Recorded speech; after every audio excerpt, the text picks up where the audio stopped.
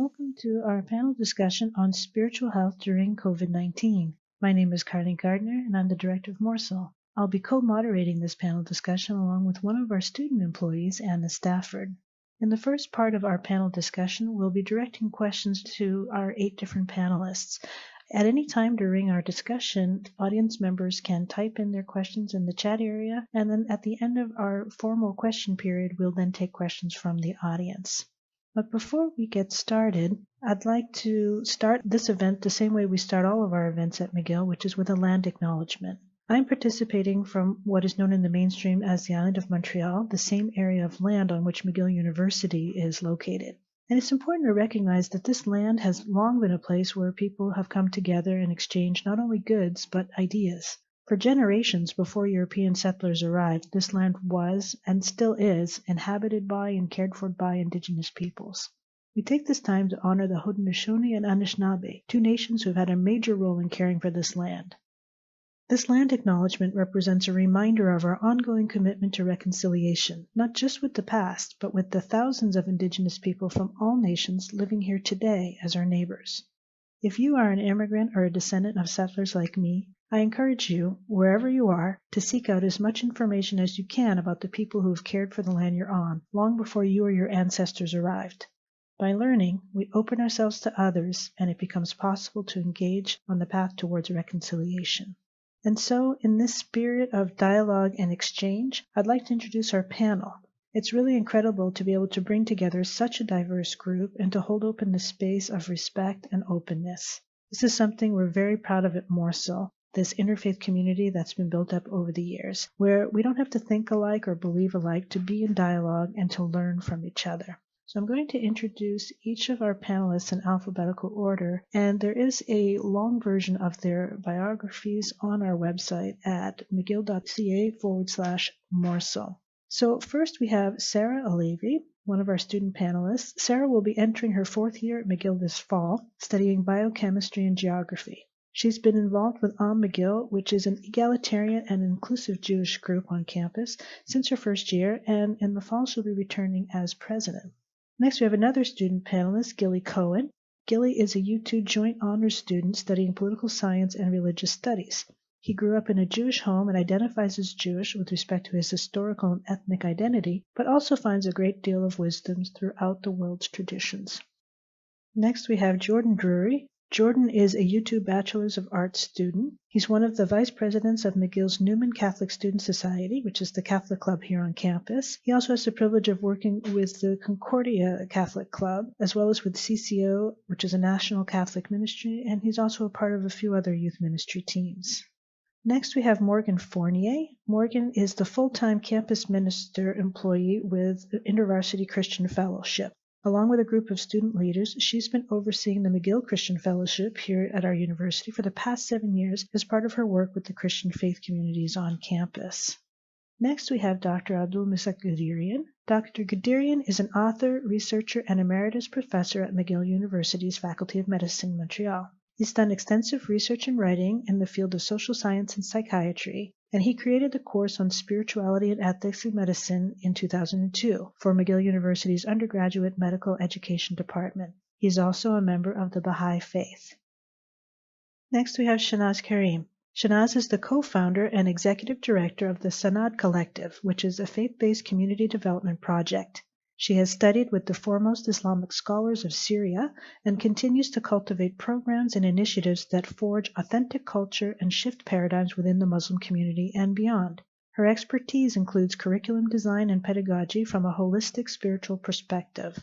Shahnaz is a mentor to many individuals, including youth and families, providing spiritual chaplaincy through the promotion and support of mental and spiritual well-being.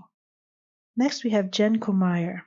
Jen Kaumeyer is a graduating 4th-year student at McGill, having just completed a BA in English Literature and World Religions. She's interested in spirituality and how it intersects with wellness on a personal level, as well as the place that tradition and sanctity occupies in lives, be they religious or not.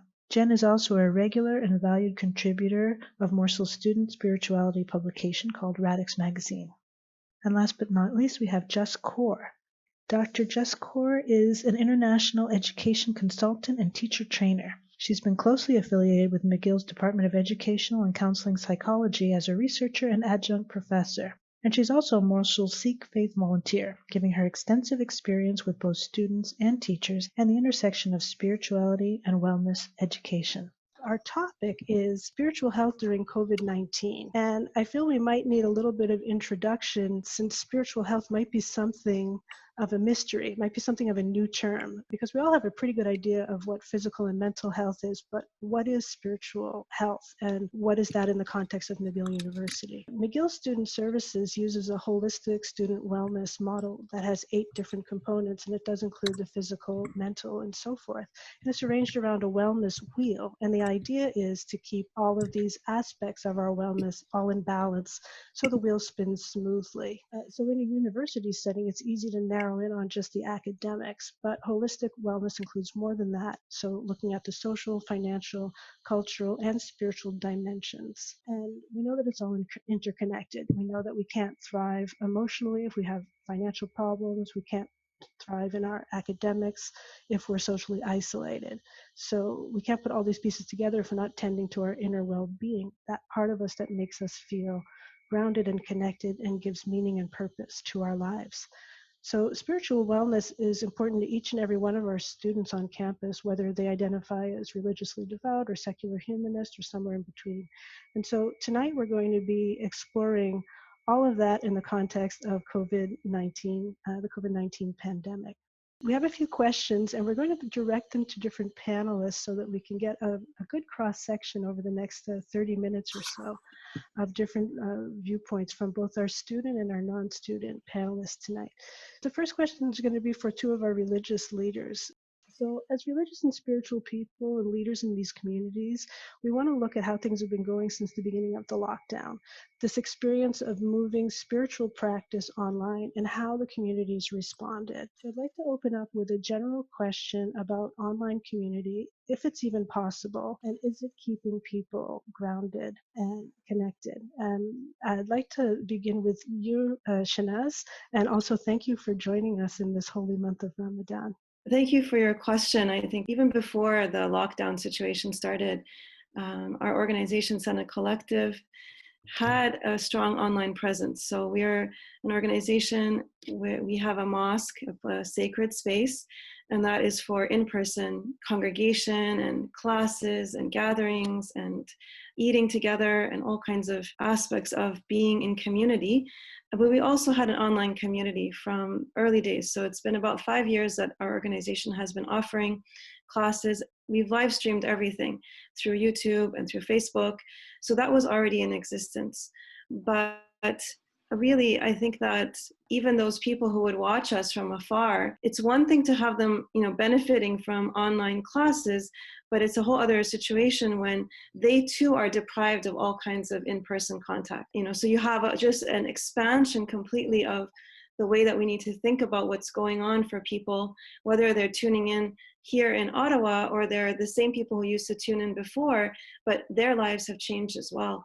So the nature of our online programming had to shift. We had to pivot, as they say, to figure out, really how can we provide. And that's from the beginning of the lockdown, that was a concern. So what's happening to people? What's happening to people who are dealing with addictions, who are in therapy to seek recovery, or who are perhaps on the brink of seeking that therapy, and then this thing happened? What's happening in families where there are already tensions? So all of that really made us feel a great urgent need to put all of our programming online. As Muslims, to be able to pray in congregation is an extremely fundamental part of the way that we interact with the devotional practice. Friday prayers are an essential part of the landscape of many people's religious life. Not everyone, but for many people it is very important. It provides an anchoring and it provides an opportunity to have human contact. So the Friday prayers, one of the reasons that nobody in the Muslim world was able to put those as an online offering. The whole point of the Friday prayer in Arabic, it's called Jum'ah, which means gathering. The very purpose of it is to gather. It's not just to listen or just to focus on God. It's to be amongst community. It's to ask about one another. It's to shake the hand of a stranger. It's to welcome new people in.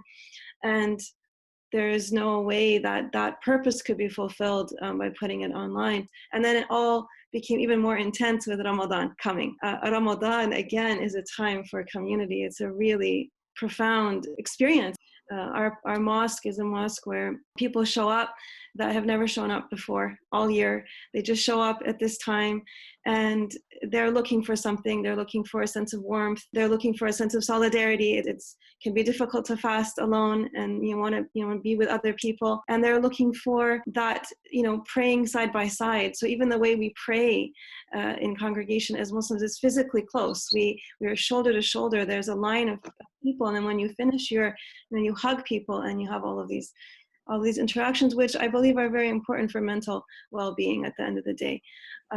So all of that to say that with Ramadan, we developed a program called the Fellowship of the King, and we just tried to gather people in an online space on Facebook and provide actually coaching and kind of mentorship that was much more than what we'd ever offered before. I want to turn the question over to Morgan. How has your group been connecting? Because you're working with students directly here on campus, and of course, students have this reputation of being constantly connected and constantly online. So how is this new context different? Our group is really built on gathering, eating together, meeting together. Everything that we're doing has been online. We added more meetings, gathering around scripture, doing Bible studies, gathering around prayer, praying with each other through this time of just a lot of transition, a lot of inner turmoil for students. I think by like the 2-week mark, people were like, "Okay, we're done with these Zoom calls," right? Like this term kind of came out of that as like zoomed out. Students with their mass exodus, like really they are anywhere now, right? Like they're all over the world. And so what community connection looks like, I think at the university level is going to be different. Well, let's hear from some of the students that you're talking about. We've got a couple of students on our panel who are also executive members of their clubs. So I want to get your take, Jordan. How is the online community situation working for you? Is it possible? Is it meeting the needs? I would think that it's been very exceptional to see how possible it is, but at the same time, it doesn't meet all the needs. So we've been able to have daily rosaries up to like 7 times a day, daily reflections, and retreats almost every weekend. And like Shanaz said, like we've been able to move like our masses online, but we did lose the sacramental life of our church. So we aren't able to participate in the Eucharist or in confession. And that was definitely something that was big, of just people saying like, I miss going to mass. Some of them are getting, like more political and wanting to like protest and say like, let's open up the church, like send letters to the bishops.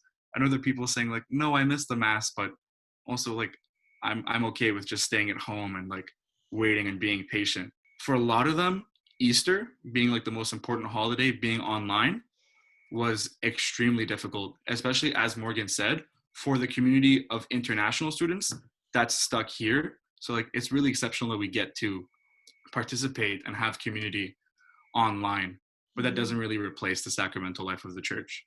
Yeah, I also wanted to get your take on this question, Sarah, in the Jewish community, because you also have different meeting times, different rituals. You had to do Passover as well. So how was this move to online community? Did you find it met your needs? It seems like everyone's been kind of mentioning some similar themes as kind of happened with the Jewish community here. Specifically for me and like a lot of Jews, I think Passover was kind of a big challenge this year, in that my group was planning, a huge Seder, which was going to have like 50 people in attendance, and we had to cancel that. And then suddenly everyone was either home with their families, or a lot of my friends and myself included are still in Montreal and not with their families. So we resorted to doing a Seder over Zoom, which is crazy and very difficult and different, because so much of the Jewish tradition, as many other people have also mentioned in their traditions, is getting together and sharing a meal and singing or praying together. We tried to do like some of the songs via Zoom, but it doesn't really work as well as, being in person. You can't really sing in the same time as other people. Also, like weekly Shabbats can also be really difficult for some Jews, as some Jews who are more observant might not use technology on Shabbat. So in that case, it can be even more isolating for people. However, for people who do use technology, there have been some great online resources for lighting the candles and saying some of the blessings on Friday night, which definitely brings like a nice conclusion to the week and like still make some kind of semblance of normal time. I want to look at some more of like the mental health aspects. So this is the first public health crisis that I can remember where we've seen just as much messaging from the government about our mental health as our physical health. And we've seen mindfulness promoted quite widely to cope with anxiety. And there's a lot of good evidence to support that. But we haven't heard much about the role of faith and spirituality, at least not in the mainstream media or from government messaging. And yet there is a lot of research and literature that tells us that faith and spirituality do provide protective factors and help build resiliency, so that when a crisis does arise, there are some spiritual resources that a person can call upon. And I know you, Dr. Ghadirian, you've got quite a lot of experience in this area, looking at spiritual well-being and how it connects to overall wellness.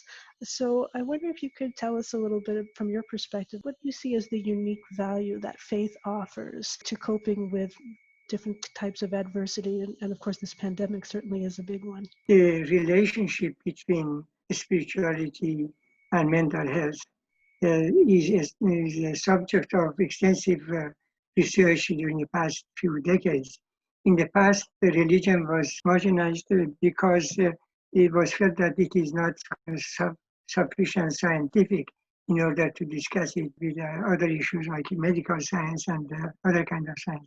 But religion, religious affiliation and coping can be a powerful means of dealing with the stress and crisis.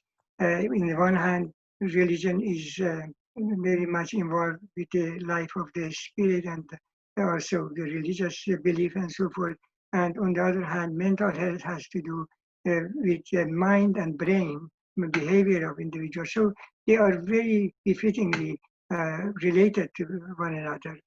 I am going to share with you about what's happening with regard to reaction to suffering and tragedies, how people respond to that briefly, also bring closer to our time to the life during the period of COVID-19 to see what kind of reaction people have been showing emotionally and spiritually. In a study which was done after the September 11, 2001 tragedy, number of researchers decided to find out how is the good or a common type of coping mechanism, coping attitude among the people who either observed it directly or heard about it. And they came to this conclusion that a large number of the people after that tragedy, they turned to religion and religious belief and one another in order to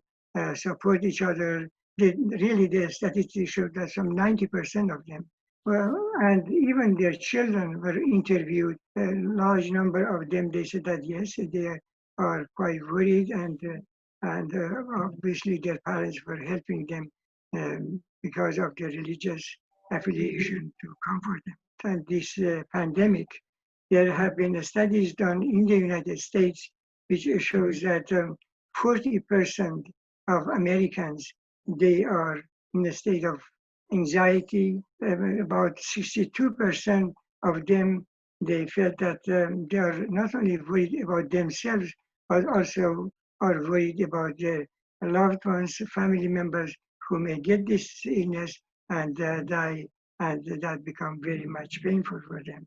Show that at the time of tragedy, and especially this pandemic problem, to whom they turn first, and 25%, they turn to healing leaders. And then after that, they turn to the health professionals. Now, religious values play the role of a mediator, in a sense, between the mental health and also spirituality and religiosity. And the mediator in developing and sustaining a healthier approach to psychosocial coping in patients with physical or mental disorders. I want to get Juss's opinion on this too, because I know you've done a lot of work in educational and counseling psychiatry, and of course mentoring a lot of youth and young adults as well. University in and of itself is stressful, even when things are normal. So of course we're not in this normal situation. Now, Juss, you've also, in addition to all of your other many accomplishments, you're also the author of the beautiful book, Mantra Art, The Journey Within, which includes a lot of your own stories of spiritual awakening and how this has interwoven in your life. So, what have you observed in terms of a relationship between spiritual health and mental health, either in yourself or in the students that you've mentored over the years? What I have noticed is that I've been working with a group of youth online webinars that they are actually grasping on, basically, to this sort of information that they're getting, because that seems to be their last resort at this moment. They do realize that there is something in finding meaning in life. And so what's happening is that they're beginning to explore their inner selves, which even though, I've been listening to everyone and they have brought out the importance of community and getting together and congregation. And that has been, the norm, let's say.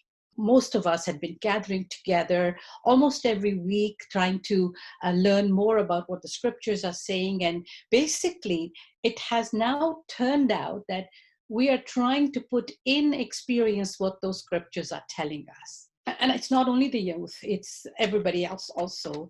It has given time for us to reflect quite a bit. My take on that would be is that the route to spiritual wellness is something that, one has to master on their own. Basically, yes, we can get guidance from everyone, we can listen to everything, but at the end, you have to learn to see how it's affecting you at the moment, to be able to accept whatever's happening and then move on. Studies have shown that people who identify with faith or any spiritual feelings that they have, they actually report lower rates of any kinds of depression or anxiety, because they have some sort of a pillar that they can put their hopes to. So this is what I'm finding right now, is that a lot of the youth are reaching out. They're asking and saying, why, how, and what can I do to move forward in this? And that's how we are trying to reach to with them what we call virtual sangat, or virtual congregation, or just simply webinars and with questions and answers, so that everybody else can benefit from them. We have some students with us tonight as part of our panel, and I'm sure in our audience as well. And our student panelists, maybe they represent a certain segment of our student body. Many of them are leaders in faith clubs here on campus or involved in spiritual activities, as well as, like I said, many of the people in our audience and those who might listen later to this recording.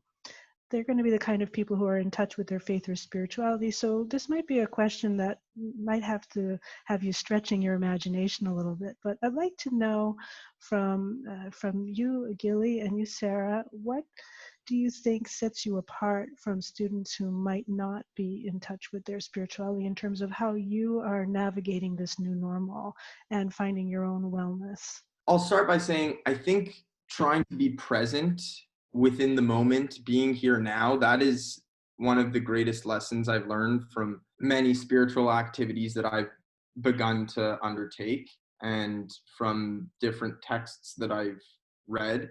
And I think that really holds some of the core of why spirituality can give you a sense of wellness, because this coronavirus is making us contemplate the future and the past always. The religious inclination to not this, not that, and simply be here now, that's the key. And I think also we've been talking about religious communities and the inherent communitarian aspect of religions, but asceticism, also extremely constitutive of religion, is an opportunity that we can all delve into now. Meditation, yoga, single pointed consciousness, whatever you want to call it, you can sit on your own and try to discover yourself to a greater degree. I read something interesting the other day, and it said, we're not all in the same boat, we're all in the same storm. And there's just a really big difference between the two. And so perhaps in an effort to more honestly answer the question, I would reorient it and ask myself how I would have dealt with it several years ago, being less interested in spirituality at the time. I think it's times like these you remember where your spiritual journey began and why, and it's in difficulty often. For me, there's kind of this idea that there's something bigger than myself, whether it's believing in a God or a higher being, or just the idea of community, and that there are other people who have similar beliefs and values out there as me, and that everyone is going through this together though separately. And I think that idea has been kind of comforting to me. My tradition has also suffered through many hardships, but we have always come through it. And I think that is also a comforting thought for me in these times. So we've heard about like moving group practices online and even engaging more in individual practices in this time of physical distancing and isolation. But there's more to the life of a faith community than just those weekly services or their daily prayer. A lot of the sense of meaning and greater purpose that happens actually outside of these program times when people come together in service to others.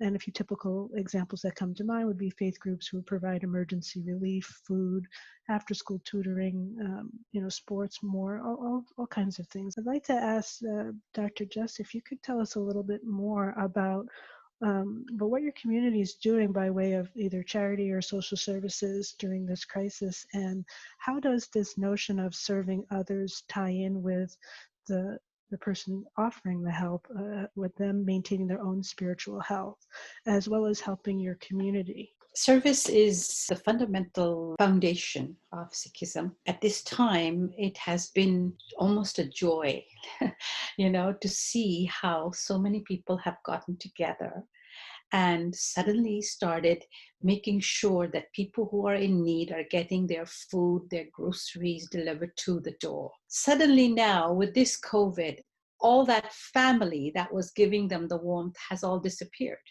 I want to turn over to get a student perspective on this from you, Jordan. What does this look like in your community? So first is one of the groups that I get to work with is the Jesuits, which is a priestly fraternity, and they have a retreat house in Montreal, and they've received a large number of priests that are COVID positive. So they're very afraid to leave the house, and they live next to a busy bus stop. So there was just a huge amount of trash that accumulated on their property, and they asked the youth group if people wanted to volunteer to come and help clean up the space.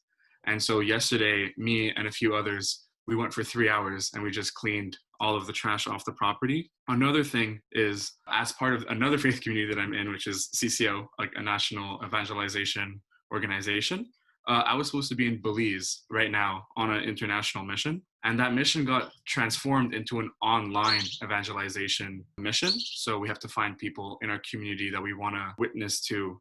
And that's also been an amazing way that I've been able to get into my community, get into my parish, into my friend groups, ask them how they're doing, accompany them, and pour my love and my heart into them and my faith into them. One thing that we have in our daily mass liturgy is a part called Prayers of the Faithful. It gets opened up to basic prayers like pray for the church, pray for the world community, and then it gets opened up to the community for us to say our prayers. And usually it's just a small part of the mass, but one thing that we were noticing is how it actually became the longest part of our mass. So weekdays, we usually have like 15 people at my daily mass, and then on weekends, it gets up to 40. But as soon as it gets opened up to the community, all of us just start lifting out these intentions from our heart. And it can range from food insecurity to affected communities to people with dementia, all of these things that are so often like personal things that people are maybe too afraid to talk about.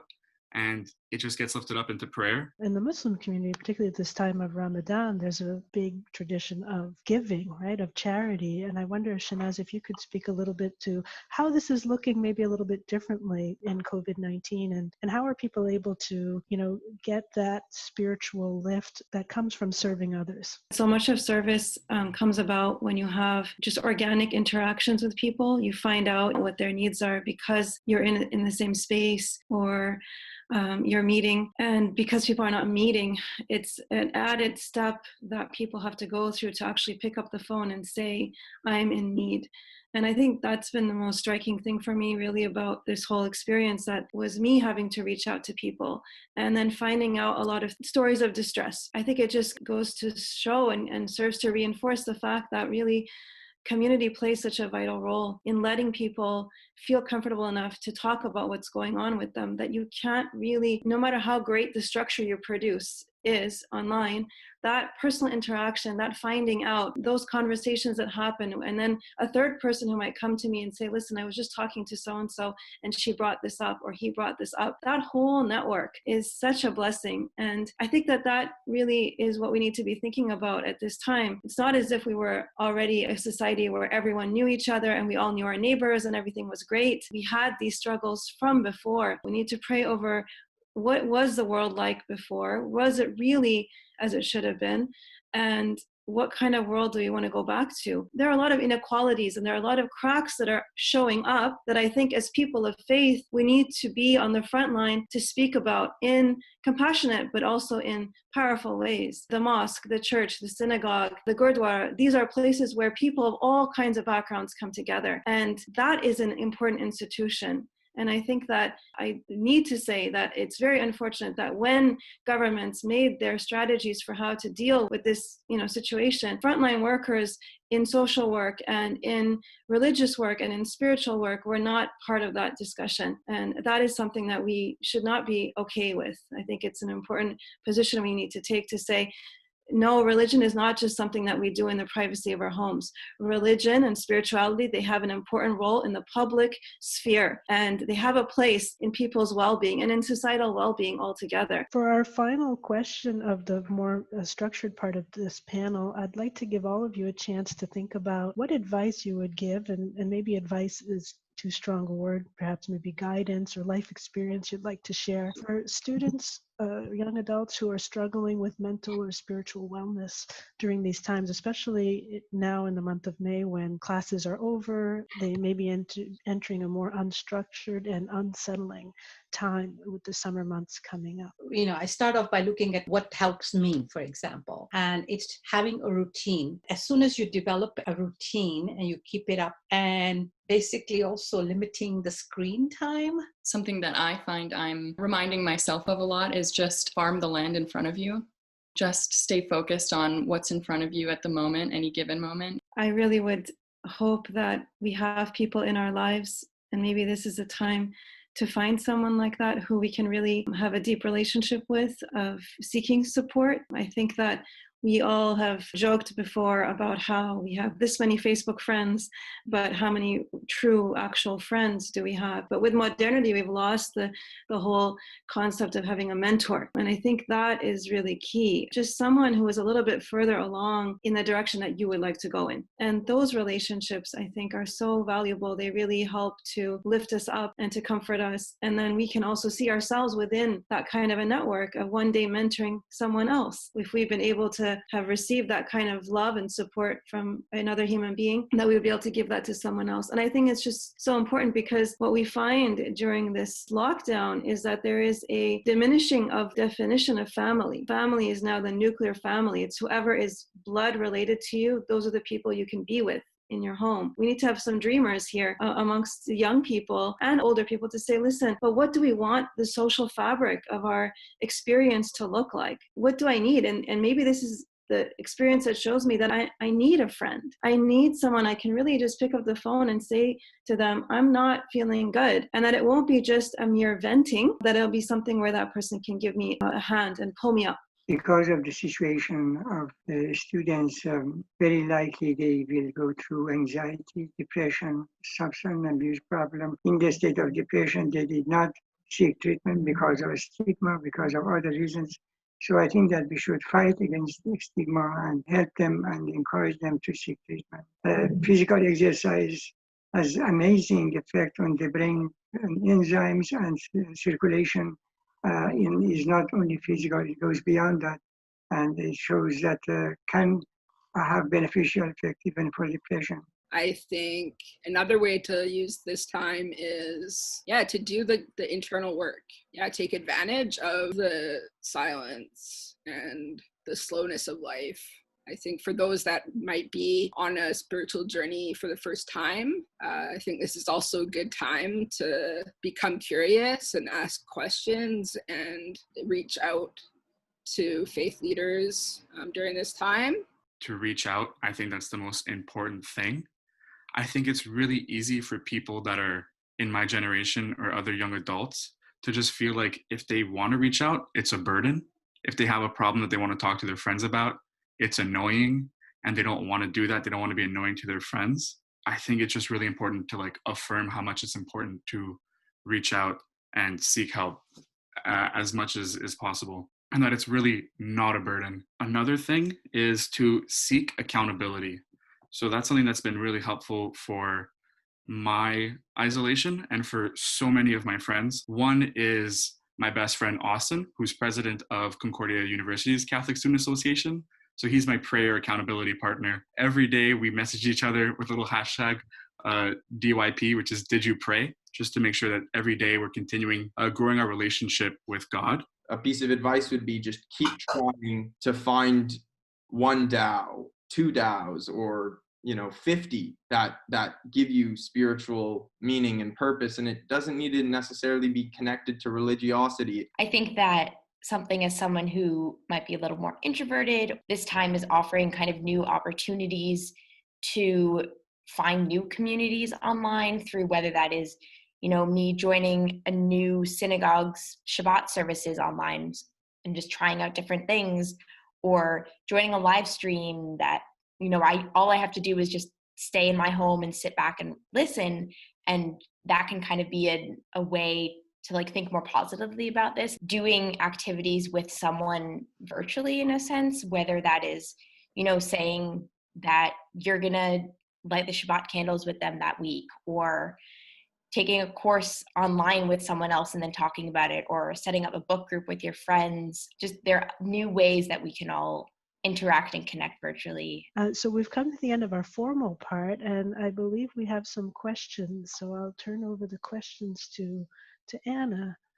Somebody in the audience recently attended their first online funeral, and they were kind of struck by how odd it was to have to ask whether a funeral would be recorded, and was kind of concerned that might be disrespectful, but also it provided so much connection to their family.